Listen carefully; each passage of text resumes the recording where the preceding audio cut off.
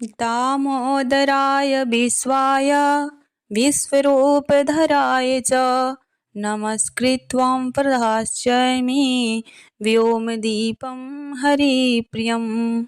अर्थात मैं सर्वरूप एवं विश्वरूपधारी भगवान दामोदर को प्रणाम करके यह आकाश दीपदान प्रदान करता हूँ या प्रदान करती हूँ, जो कि भगवान को परम प्रिय है।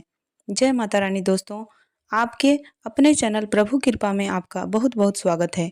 माँ भगवती दुर्गा की कृपा सदैव आप और आपके समस्त परिवार पर बनी रहे। दोस्तों, आज की वीडियो एक बहुत ही इंटरेस्टिंग वीडियो है। कार्तिक मास में दीपदान का बहुत महत्व होता है और विशेषकर आकाश दीपदान का। शास्त्रों में ऐसा वर्णन आता है कि कार्तिक मास में जो आकाश दीपदान किया जाता है, तो आकाश दीपदान करने वाला मनुष्य न सिर्फ स्वयं का कल्याण करता है, बल्कि अपने मित्रों को भी कष्टों से मुक्ति दिला देता है। पितरों को यम यातना से मुक्ति मिल जाती है और उन्हें उत्तम गति की भी प्राप्ति होती है। इसलिए आकाश दीपदान का कार्तिक मास में बहुत अधिक महत्व माना गया है।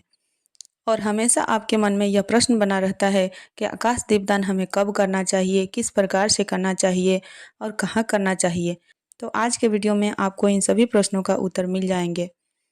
और कार्तिक मास में दीपदान किस प्रकार से करना चाहिए, मतलब कोई भी दीपदान जो हम करते हैं प्रतिदिन, क्योंकि देखिए कार्तिक मास में दीपदान तो हम सभी करते हैं, लेकिन किन स्थानों पर दीपदान करने से किस फल की प्राप्ति होती है, कहाँ दीपदान करने से संतान प्राप्ति की कामना पूर्ण होती है, कहाँ दीपदान करने से लक्ष्मी की प्राप्ति होती है, किन स्थानों पर दीपदान करने से पितरों को यम यातना से मुक्ति मिलती है, और किन स्थानों पर दीपदान करने से स्वयं महालक्ष्मी और श्री हरि विष्णु आपके घर में स्थिर वास करते हैं। मतलब असीम कृपा श्री हरि विष्णु और महालक्ष्मी की प्राप्त हो जाए।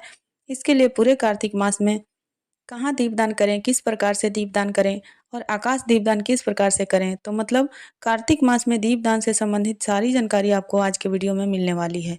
वीडियो बहुत महत्वपूर्ण है, आपके प्रश्नों पर ही आधारित है और बहुत सारे प्रश्नों के उत्तर आपको आज के वीडियो में मिल जाएंगे। तो वीडियो को पूरा जरूर देख लीजिए और अच्छी लगे वीडियो तो लाइक तो जरूर ही किया कीजिए, क्योंकि आपके लाइक्स, आपके कमेंट्स मेरे लिए बहुत महत्वपूर्ण होते हैं। यह एकमात्र जरिया है जिनसे मुझे पता चलता है कि आपको यह वीडियो अच्छी लगती है और आपके लिए यह वीडियो उपयोगी है। तो अगर वीडियो अच्छी लगे तो लाइक तो जरूर ही किया कीजिए। तो सबसे पहले जानते हैं कि दीपदान होता क्या है, क्योंकि कई प्रश्न आते हैं कि दीपदान का मतलब क्या है, हम दीप को किसी को दान करें। देखिए, दीपदान का मतलब होता है दीपक को प्रज्वलित करना और उसे प्रज्वलित करके सही स्थान पर रखना। मतलब जिस भी देवी देवता के निमित्त आप दीपदान करते हैं, उनके समक्ष दीपक प्रज्वलित करके और उन्हें समर्पित करने को हम दीपदान कहते हैं। स्थान विशेष के अनुसार हम दीपदान करते हैं, जैसे कि देव मंदिर में करते हैं दीपदान। विद्वान ब्राह्मण के घर में भी आप जाकर दीपदान कर सकते हैं। किसी नदी के किनारे या फिर जलाशय के किनारे, पोखर अगर आपके घर के आसपास हो तो पोखर के किनारे, या फिर कोई सरोवर हो अगर आपके घर के आसपास, तो वहां भी दीपदान आप कर सकते हैं। इसके अलावा नदी में भी दीपदान किया जाता है, किसी सरोवर में भी आप दीपदान कर सकते हैं। जल के अंदर, जैसे कि एक पत्ते में आप दीपक रख दीजिए प्रज्वलित करके और इसे जल में प्रवाह कर देते हैं, इसे जल के अंदर दीपदान कहा जाता है। इसके अलावा दुर्गम स्थानों पर दीपदान करने का अत्यंत श्रेष्ठ महत्व माना गया है। दुर्गम स्थान मतलब कोई ऐसी जगह जहाँ पर लोगों का आवागमन कम होता हो, या फिर खतरनाक जगह कई होती है जहाँ पहाड़ी है या फिर जंगल है। ऐसे स्थानों पर अगर आप दीपदान करते हैं तो कोई व्यक्ति या फिर कोई भी जीव जो आने जाने वाले हैं, उनको प्रकाश मिलता है और उनको मदद मिलती है। तो इसलिए दुर्गम स्थानों पर दीपदान किया जाता है। इसके अलावा खाली स्थान, जैसे कि मैदान हो खुला, वहाँ पर दीपदान करते हैं, अगर आप करते हैं तो इसे भी श्रेष्ठ माना जाता है। और आकाश दीपदान यानी कि खुले स्थान पर जो हम दीपदान करते हैं पितरों के निमित्त या फिर देवताओं के निमित्त, उसे आकाश दीपदान कहा जाता है। और इसके अलावा देव वृक्ष के पास भी दीपदान किया जाता है। और यह तो आप जानते ही हैं कि तुलसी के पास, पीपल के पास, बरगद के वृक्ष के पास, आंवले के पौधे के पास या आंवले के वृक्ष के पास, कोई भी वृक्ष अगर आपके घर के आसपास हो तो वहां पर दीपदान करना। नीम के वृक्ष के नीचे भी आप दीपदान कर सकते हैं। मतलब कोई भी देव वृक्ष, उसके नीचे भी दीपदान अगर आप करते हैं तो इसे भी श्रेष्ठ माना जाता है। अब बात करें कि कार्तिक मास में दीपदान हमें कब कब करना चाहिए, तो देखिए, वैसे तो पूरे कार्तिक मास में ही हम दीपदान करते हैं। शरद पूर्णिमा से प्रारंभ करके कार्तिक मास की पूर्णिमा तक प्रतिदिन दीपदान करना चाहिए। मतलब जो भी स्थान आपके लिए सुलभ हो, ऐसे स्थानों पर आप दीपदान कर सकते हैं। लेकिन अगर आप प्रतिदिन दीपदान नहीं कर पाते किसी भी कारणवश, तो ऐसे में जो कार्तिक मास में मुख्य तिथियां होती हैं, पर्व और त्यौहार होते हैं, उन तीनों में आपको दीपदान जरूर करना चाहिए। तो इसमें जैसे कि करवा चौथ हो जाती है, संकष्टी चतुर्थी, कार्तिक मास की अष्टमी तिथि जैसे अहोई अष्टमी जिसे राधा अष्टमी कहा जाता है, इसके अलावा प्रदोष का व्रत यानी कि त्रयोदशी तिथि, चतुर्दशी तिथि मतलब धनतेरस से लेकर और भाई दूज तक जो 5 दिनों का पंच पर्व कहा जाता है, इन दिनों में विशेष रूप से आपको दीपदान करना चाहिए। इसके अलावा एकादशी दोनों पक्ष की मतलब रमा एकादशी और इसके साथ ही देवउठनी एकादशी, इस दिन आप दीपदान कर सकते हैं। और दोनों पक्षों के प्रदोष के व्रत यानी कि त्रयोदशी तिथि और दोनों ही पक्षों के मतलब शुक्ल पक्ष और कृष्ण पक्ष दोनों पक्ष की चतुर्दशी तिथि, यह भी दीपदान के लिए अत्यंत श्रेष्ठ मानी जाती है। आंवला अक्षय नवमी, इस दिन आप दीपदान कर सकते हैं। शुक्ल पक्ष की षष्ठी तिथि जिसे छठ व्रत कहा जाता है, इस दिन भी आप दीपदान कर सकते हैं। और इसके अलावा विशेष रूप से महत्वपूर्ण होती है पूर्णिमा तिथि। कार्तिक मास की पूर्णिमा के दिन आप दीपदान कर सकते हैं। और कार्तिक मास के शुक्ल पक्ष की एकादशी से प्रारंभ होकर और कार्तिक के पूर्णिमा तिथि तक 5 दिनों का जो भीष्म पंचक आता है, इसमें भी आप अगर दीपदान करते हैं तो भी आपको जो भी शुभ फल होता है कार्तिक मास का वो प्राप्त होता है। मतलब देखिए, अपनी सुविधा के अनुसार प्रयास कीजिए, आप प्रतिदिन दीपदान करें। प्रतिदिन नहीं कर पाते हैं, व्यस्तता है किसी भी कारणवश, तो मुख्य जो तिथियां हैं इनमें आप दीपदान करने का प्रयास कीजिए। कार्तिक मास में दीपदान की महिमा का वर्णन करते हुए पद्म पुराण के उत्तरखंड में स्वयं महादेव जी ने कार्तिकेय भगवान को दीपावली और कार्तिक के कृष्ण पक्ष के 5 दिनों में मतलब रमा एकादशी से दीपावली तक यह 5 दिन होते हैं, जिसमें अगर आप दीपदान करते हैं तो बहुत श्रेष्ठ फल प्राप्त होता है। और हाँ, बहुत से भक्त हैं जो कि रमा एकादशी से और दीपावली तक 5 दिनों तक अखंड दीप भी प्रज्वलित करते हैं। और इसी प्रकार से शुक्ल पक्ष में जो बीच में पंचक आता है यानी एकादशी से पूर्णिमा तक, इसमें भी अखंड दीप प्रज्वलित किया जाता है। तो देखिए, और ऐसा कहा जाता है कि जो इन 5 दिनों में अखंड दीप दान करते हैं उनकी समस्त प्रकार की मनोकामनाएं पूर्ण हो जाती हैं। धन समृद्धि, तन सौभाग्य, विवाह मतलब जैसे भी जिस भी प्रकार का भौतिक सुख आप चाहते हैं, समस्त प्रकार के भौतिक सुखों की प्राप्ति हो जाती है। इसके अलावा भगवान श्री हरि विष्णु की असीम कृपा आपको प्राप्त होती है, जिससे कि आपके पितरों को यम यातना से मुक्ति मिल जाती है। और जो भक्त स्वयं दीपदान कर रहे हैं, फिर उन्हें तो भगवान श्री हरि विष्णु की कृपा से समस्त प्रकार के सुखों की भी प्राप्ति होती है और मरणोपरांत वैकुंठ लोक की भी प्राप्ति होती है। तो 5 दिन शुक्ल पक्ष के 5 दिन कृष्ण पक्ष के अखंड दीपदान आप चाहें तो कर सकते हैं। अब दीपदान कैसे करना है आपको, देखिए आपको क्या करना है। आपको एक मिट्टी का या फिर किसी भी धातु का दीपक लेना है। आप चाहे तो आटे का दीपक भी बना सकते और उस दीपक में आपको बाती डालनी है। आप चाहे तो लंबी बाती डाल सकते हैं या फिर गोल बाती का भी प्रयोग कर सकते हैं, कोई समस्या नहीं है। अब हमें उसमें तिल का तेल या फिर शुद्ध घी डालना है और फिर इसे प्रज्वलित करके अपने इष्ट देवता को या फिर जिस भी देवता के निमित्त आप दीपदान कर रहे हैं उन्हें समर्पित कर देना है। इसके लिए दीपक प्रज्वलित करने के बाद आप सबसे पहले 5 बार या फिर 7 बार उस देवी देवता के पास, जैसे हम आरती करते हैं उसी प्रकार से गोल गोल घुमा लीजिए क्लॉकवाइज, और फिर उनके पास आपको रख देना है। अब दीपक को सीधा जमीन पर नहीं रखा जाता है, तो दीपक के नीचे आपको थोड़ा सा चावल या फिर थोड़ा गेहूं या फिर सप्त धान्य जरूर रखना है। खाली जमीन पर मतलब सीधे जमीन पर कभी भी दीपक नहीं रखना चाहिए, इससे दोष लगता है। और अब जानते हैं कि किस देवी देवता के लिए किस समय आपको दीपदान करना चाहिए। तो देखिए, श्री हरि विष्णु के लिए दीपदान सुबह और शाम दोनों समय आप कर सकते हैं। मतलब जब सुबह आप ब्रह्म मुहूर्त में भी कर सकते हैं, मतलब सुबह आप ब्रह्म मुहूर्त में भी कर सकते हैं और शाम को संध्या काल में भी कर सकते हैं। और भगवान शिव के लिए जो दीपदान किया जाता है शिव मंदिर में, वह शाम को प्रदोष काल में किया जाता है। जैसा कि आप सभी जानते हैं, भगवान शिव को प्रदोष काल बहुत प्रिय है, इसलिए उनके निमित्त जो भी हम दीपदान करते हैं प्रदोष काल में करें तो ज़्यादा श्रेष्ठ होता है। और तुलसी माता के पास आप दीपदान सुबह और शाम दोनों समय कर सकते हैं।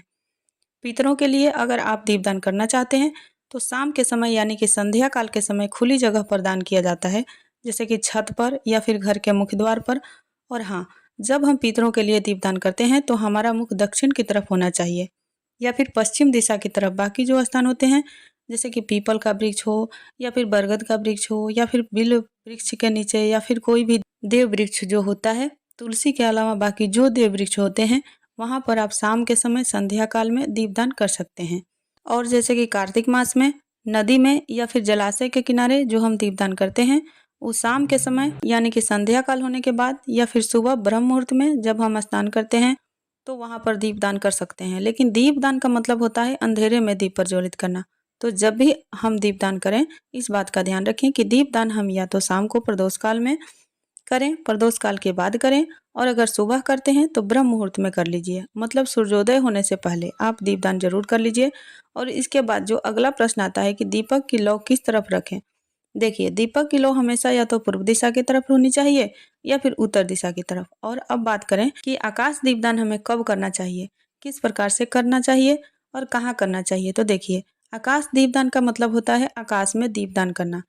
अब आकाश में जाकर तो हम दीपदान नहीं कर सकते, फिर हम क्या करेंगे, अपने घर की छत पर यानी कि खुले स्थानों पर हमें दीपदान करना है। तो या तो अपने घर के छत पर आप दीपदान करेंगे या फिर जो घर के बाहर कहीं कोई खुला मैदान हो तो वहाँ पर भी आप जाकर दीपदान कर सकते हैं। तो उसे भी आकाश दीपदान कहा जाता है, मतलब बिल्कुल खुले स्थान में जहाँ पर खुला आकाश आपको दिखाई दे, वहाँ पर हम आकाश दीपदान कहते हैं। तो देखिए, दीप प्रज्वलित करने की जो प्रक्रिया है वो इस तरह से होगी। मिट्टी का दीपक आप ले लीजिए या फिर चाहे तो धातु का भी ले सकते हैं। अगर घर की छत पर आप जला रहे हैं तो आप धातु का दीपक भी ले सकते हैं। प्रतिदिन धोकर और प्रतिदिन उसी दीपक में फिर से दीपदान आप कर सकते हैं। लेकिन दीपक आपको प्रतिदिन धोना जरूरी है, गंदे दीपक में आपको दीपदान नहीं करना है।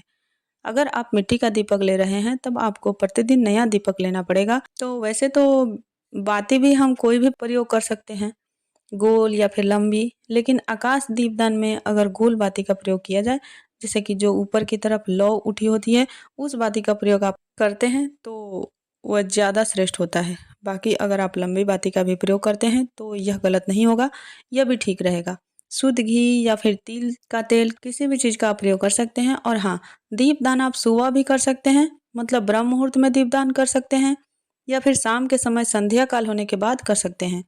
दीपदान करते समय आपको ध्यान रखना है, सबसे पहले तो आप शुद्ध अवस्था में हो।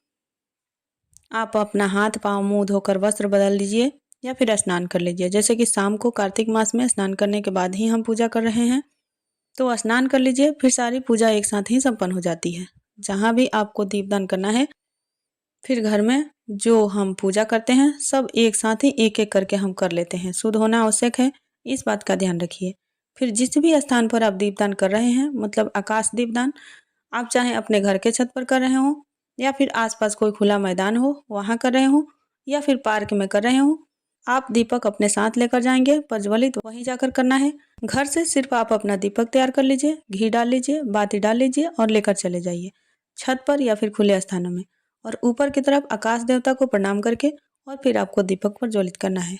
अब देखिए, आकाश दीपदान जो हम करते हैं इसका फल इसलिए इतना अधिक बताया गया है क्योंकि सभी देवी देवताओं का वास भी आकाश में माना जाता है, पितरों का वास भी आकाश में ही माना जाता है। तो देवी देवता और पितर सभी प्रसन्न हो जाते हैं आकाश दीपदान करने से।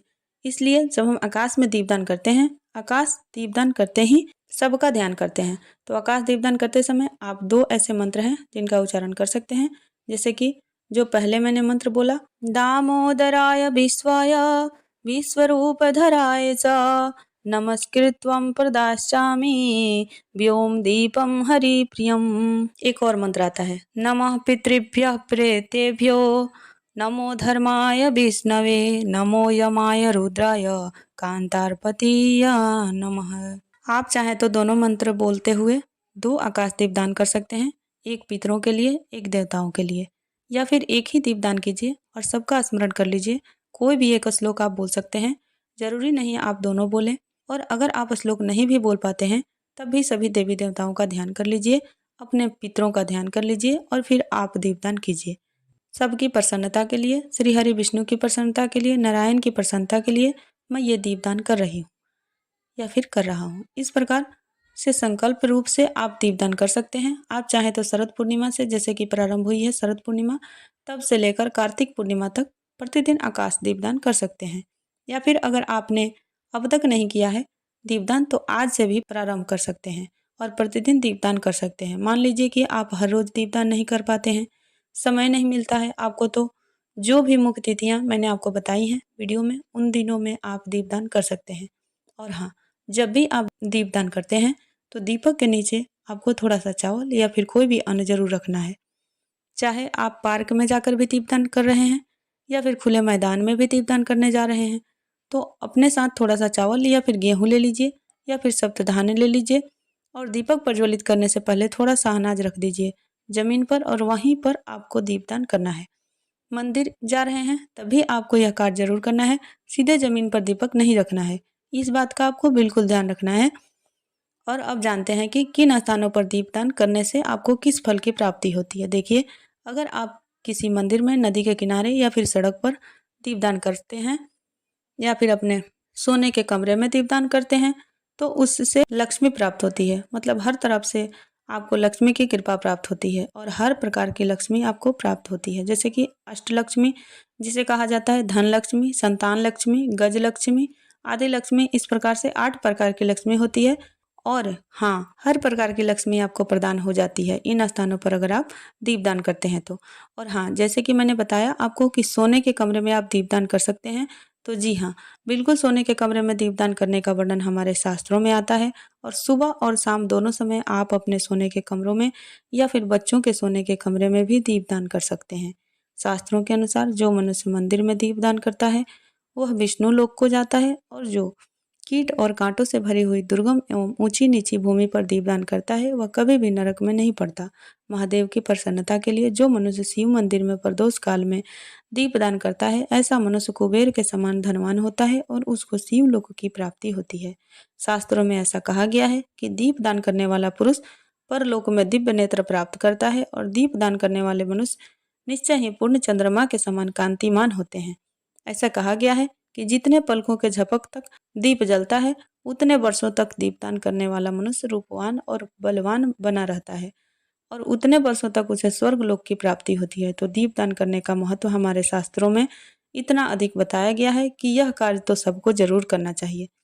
अब जैसे कि कुछ लोगों के प्रश्न आते हैं कि हम अपने घर में तुलसी के पास जो दीपक प्रज्वलित करते हैं घर की छत पर, क्या इसे दीपदान कहा जाएगा? नहीं। देखिए, तुलसी के पास जो हम दीपदान करते हैं वह तुलसी के निमित्त कर रहे हैं, लेकिन अगर आप आकाश दीपदान करना चाहते हैं तो उसके लिए आपको दीपक लेना होगा, फिर आकाश देवता को समर्पित करना होगा। उस दीपदान को इस प्रकार से आप आकाश दीपदान अपने घर के छत पर कर सकते हैं। तुलसी के लिए अलग, आंवले के लिए अलग कर सकते हैं, श्री हरि विष्णु और भगवान शिव के लिए या फिर पितरों के लिए भी अलग अलग आकाश दीपदान आप कर सकते हैं। तो दोस्तों, यह है आज के वीडियो जिसमें दीपदान से संबंधित संपूर्ण जानकारी मैंने आपको शेयर की है।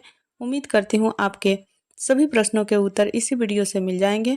और दोस्तों, कार्तिक मास की कथा कहानियाँ सुनने के लिए वीडियो अपलोड हो चुकी है, जरूर सुन लीजिए। इसके अलावा कार्तिक मास में तुलसी की पूजा कैसे करें, कार्तिक स्नान, व्रत और दीपदान इत्यादि का महत्व क्या होता है और संपूर्ण विधि क्या होती है कार्तिक मास के व्रत की, इसके लिए चैनल पर वीडियो अपलोड है, आप लोग जरूर देख लीजिए। और अगर आपको आज की वीडियो अच्छी लगी है तो वीडियो को लाइक कीजिए, शेयर कीजिए और चैनल पर पहली बार आए हैं तो सब्सक्राइब करके बेल आइकन को जरूर प्रेस कर लीजिए। अगर आपको आज की वीडियो पसंद आई हो तो मिलती हूँ मैं आपसे अगले वीडियो में। तब तक के लिए जय श्री राधे।